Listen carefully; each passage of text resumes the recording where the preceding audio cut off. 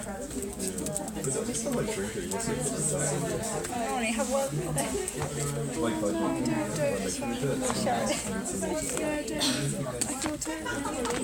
What? She's only got one gum. What can I have?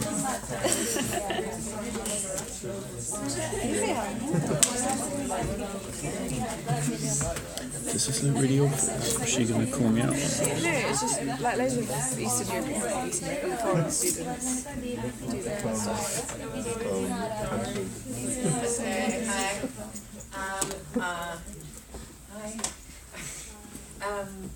Today,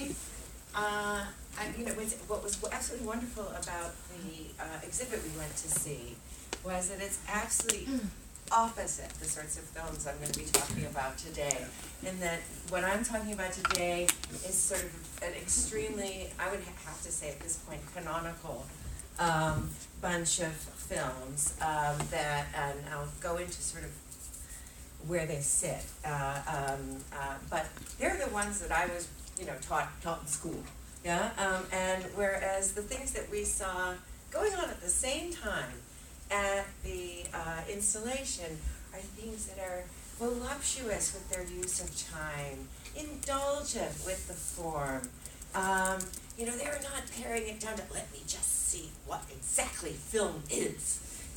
They're having a lot of fun and teaching us and getting to know us and making us get to know them in a kind of with a kind of public intimacy or stranger intimacy that really is one of the very special things about film, which the films that I'm going to be talking about today don't share. They do, for me, have a kind of intimacy, but it was something I had to really work very hard to see. I've studied these films for a very, very long time, thought about them for a long time, but I have to say that the first thing that I thought about after my cowabunga moment, this is it, this is for me, was they're so hermetic. They seem to be talking to a world in and of themselves. And okay, now I'll tell you what I mean. In the U.S. And in the U.K., these films have acquired the name structural film. In the U.S., I would never claim that it was a movement. In the U.K., it was. In the U.K., in the London Filmmakers Co-op, Peter Goodall basically declared that film could not be representational, it could not be narrative, it must be about interrogating the material nature of this thing we call film. What is this thing we call film? And look at and paring it down to its essentials. Yeah. Now in the U.S., unfortunately, that's where the term was coined by a guy named P. Adams Sidney, very smart guy, who looked at people like Hollis Frampton, Joyce Wieland, Michael Snow, Kurt Kren, and said, "Boy, these guys are really onto something." And he said these films have the following characteristics in common: they are monochrome, they have a fixed camera, they do optical printing, they do loop printing, they and sort of these kind of formal attributes, if you like.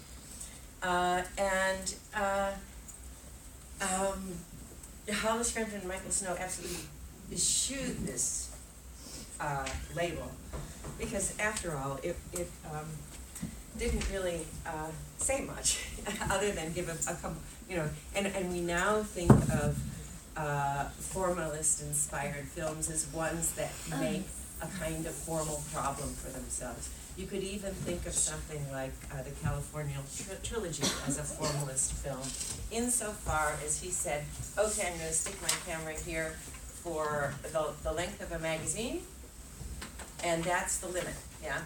And I'm going to disappear, and then I'm going to stick them together, and I'm going to see what happens, yeah? So in that sense, he set himself some formal limits and made a film according to those limits, yeah? But there's so much more going on, yeah? Structuralist film, in the sense that I like to think about it, and my first acquaintance with it was the U.S. iteration of it, the way in which I think about it is that these are films that operate on two levels with you at all times. One being the sensate level of you following the film and feeling the film and stuff, and the other one being this almost like that the way that wavelength works on you. The other one being this way where you're apart and you're watching yourself watch this film. You're saying, gee, what is this doing here now? So you're involved in two very different ways. One could say a kind of reflexive, intellectual way about where's my mind going? Why is it doing this? Yeah, but you're given the time and the space to do that. And the other one is a kind of visual involvement in what's going on, and letting the fact that this film, like every film, is something that, goes forward. Something will happen, something may happen in the same way any other film does that. But it does have this kind of dual way of getting at you, where you think about what you're looking at, as at the same time as you're being compelled by what you're looking at. And I think that was what initially struck me by these films, because they were giving me kind of intellectual problems at the same time as they were making it very difficult to think about them, because you're bound up in watching these films. Now, I think the person who made a real life's project of this was Hollis Frampton, insofar as he made a 7-part film called some 7-part, I don't know, epic, let's call it, called Hapax Legomena, which means said one time. It's a phrase that's taken largely from literary studies. So in Macbeth, for example, Shakespeare uses the word incarnadine when he's talking about Lady Macbeth washing off her hands, being really bloody. And he says, it only appears once in the entire oeuvre, and that makes it a Hapax Legomena, right? Well, this 7-film series, let's say, looks at 7 different things that only film does.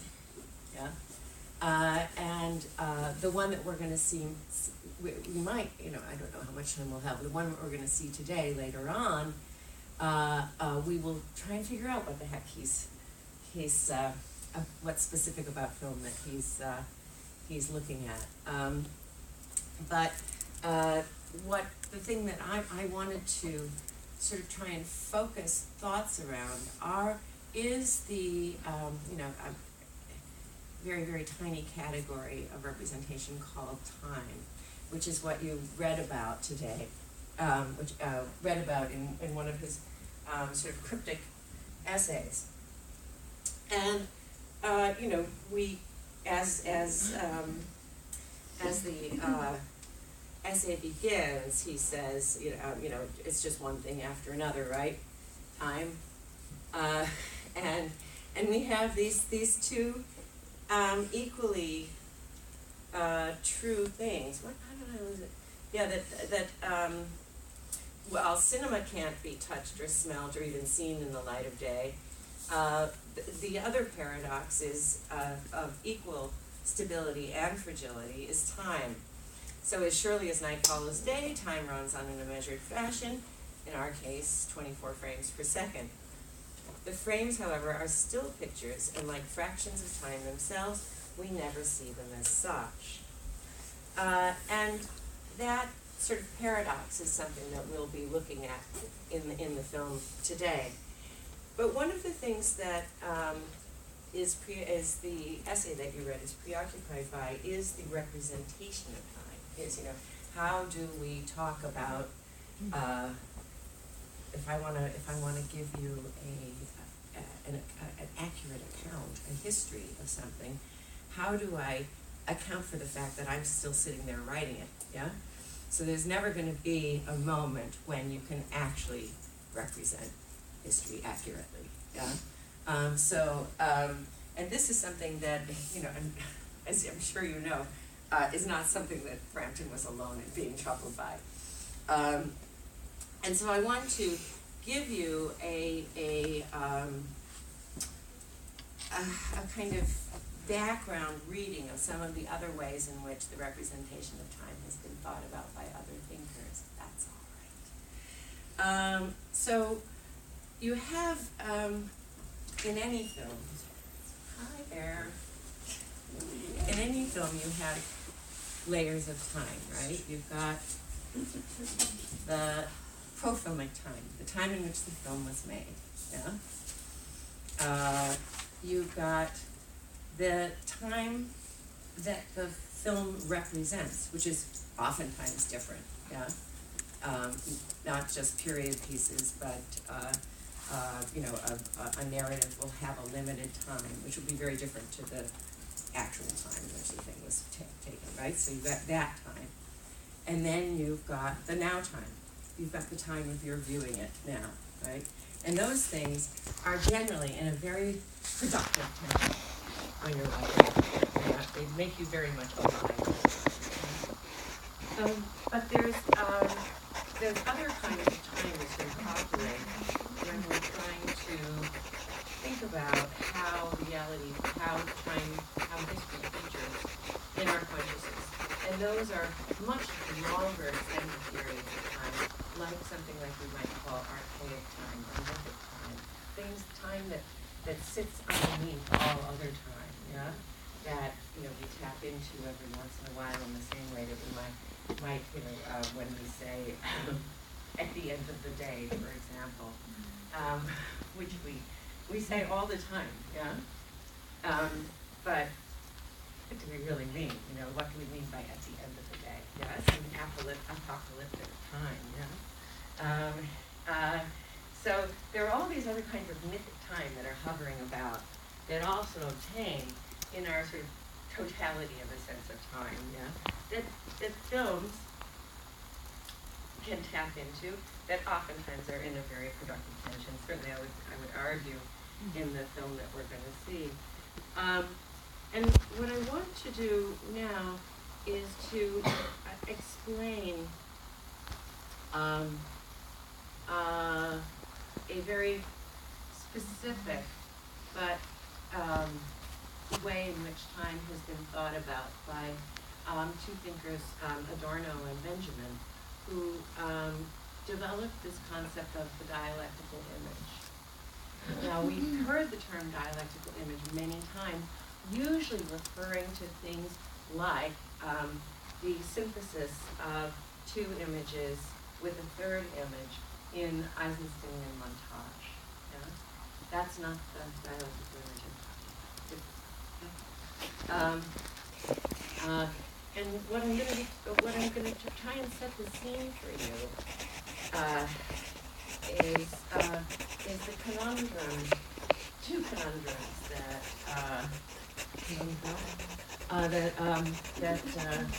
Benjamin and Adorno came up against through their reading of Lukács. In the famous essay in 1923, declared that the world was basically unified, a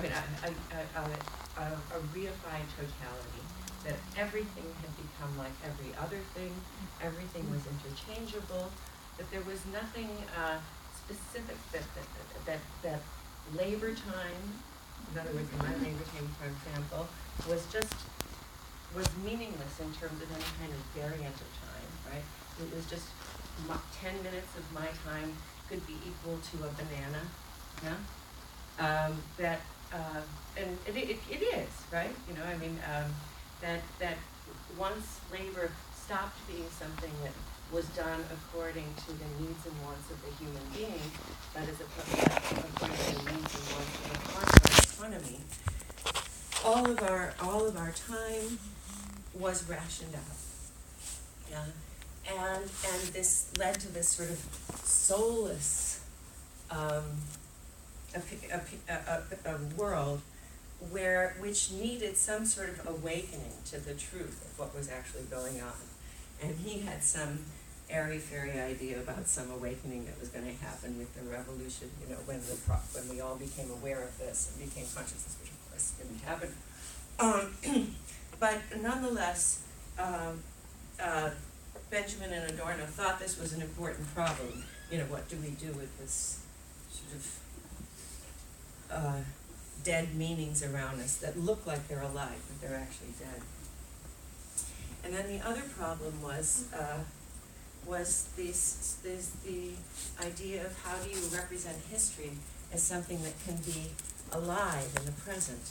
How do you make, how do you get away from what this sort of beads on a rosary notion of history, that it's one thing after another, and if you can call, and if you can talk about time as something that progresses, and if you can talk about progress as something that we want from time, which they didn't, then a notion of time as this thing that moves evenly forward is absolutely fine. But a theory, that kind of theory of progress, didn't sit so well with them, because they didn't think that as far as history had shown them, progress did not, in other words, the idea that if things move, as things move forward, they get better, didn't seem to them, there didn't seem to be much evidence for that. Yet, the idea of pretending that there was no such thing as a past, again, made no sense to them. So what do you do about history? So all these things are problems, are floating in the air as they come up with this concept that became probably as fleeting and impossible as it is famous. But in a sense, it's about pulling images out of historic time and to articulate that action as some sort of awakening. And the way Benjamin wrote about it was, he said, just as Proust begins his life with the story of waking, so must every representation of history begin with waking. In fact, it should deal with nothing else. In turn, thinking of Joyce, Frampton wrote, even James Joyce, the most ardent of newsreel devotees, said that history was a nightmare from which he was trying to awake. Their shared aversion to continuous historic time sets them looking for ways to shock moments, images, ideas, monads out of that time and hold them in an instant. For Frampton, lasting amusement and sustenance are achieved in the awakening to an alternate and authentic temporality of what he called ecstasy. He goes on, it's obvious that historic time, though quite well suited to the needs of matter, is a terrain too sparse to afford the mind any lasting amusement or sustenance. So we must clear out, stand aside, and enter, if we can, the alternate and authentic temporality of ecstasy. And then in his cheeky little way, he says, I assume that everybody knows what that is. I sit there and go, ecstasy. In the spirit of melancholia, temporality's foil, it's tempting to reply, I wish I did. For Benjamin, no stranger to melancholia, waking was no less revolutionary and equally lofty. He begins the section N of the Arcades Project with the line from one of Marx's letters that reads, the reformation of consciousness lies solely in our waking the world from its dream about itself. In Nostalgia, the film we're going to see, Frampton does play with this sort of continuum of history, and we'll talk about that later after the film. But the demands of representation for a representation of history that will serve this sort of purpose of taking history out of a continuum and making it meaningful now is one that's transitory. And Benjamin wrote of it, it's, the dialectical image is like lightning. The past must be held like an image, flashing in a moment of recognition. A rescue thus, and only thus achieved, can only be effected on that which, in the next moment, is already irretrievably lost. So this passage suggests in one highly condensed burst a kind of a fiery, an affinity for fiery history that Frampton shares. But unlike the prophet's gaze, which catches fire from the summits of the past, the fire here comes in the film that we're going to see from old photos. Benjamin puts a portion of a letter from Adorno, busy trying to re-articulate the concept of the dialectical image in no-nonsense prose, into the Arcades project. Adorno's so he, even though he wouldn't put it this way, he cites somebody who does and makes things very, very clear as opposed to his sort of very poetic allusions to it. So Adorno's recapitulation, recap, let's just say, separates the concept into stages that would never have tempted Benjamin. But these stages are useful not only to exploit the concept, but to see how, with their temporary clarity, we can perhaps locate something like a dialectical image. Okay, so Benjamin's quotation from Adorno begins with the account of an object's descent from use to exchange value and reification. So Adorno writes, as things lose their use value, they are hollowed out, and in their alienation, and the ciphers draw meanings in. Now, do you know that? Can you figure that out? Okay, so let's say, I need an object. Okay, let's say this thing is no longer something that I use to get on the but it's now just an object of exchange, right? It's so its leatherness, its greenness, the fact that it means something, that it was a gift, all that stuff is gone. The fact that I can get me on the tube is gone. All it is an object of exchange. It has no other meaning than I can exchange it for half of a shoe, okay, or a banana, right? It's otherwise it's absolutely meaningless, right? Well, the fact that it's absolutely meaningless can never stay meaningless for long, right? So it starts losing, so the minute it's emptied of all meaning, it becomes a cipher, it becomes a vacuum for other kinds of meanings, what we call fetish meanings. So I say, oh, oh baby, you're no use to me anymore, but I love the green, I love it. It all of a sudden, it because it can't remain empty of meaning, right? Even though it's nothing, yeah? But I can't take it.